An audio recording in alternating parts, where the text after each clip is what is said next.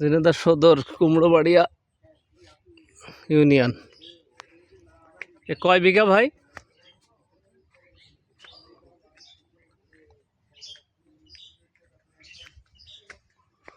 থুকায় থুকায় আঙ্গুর ধরে আছে।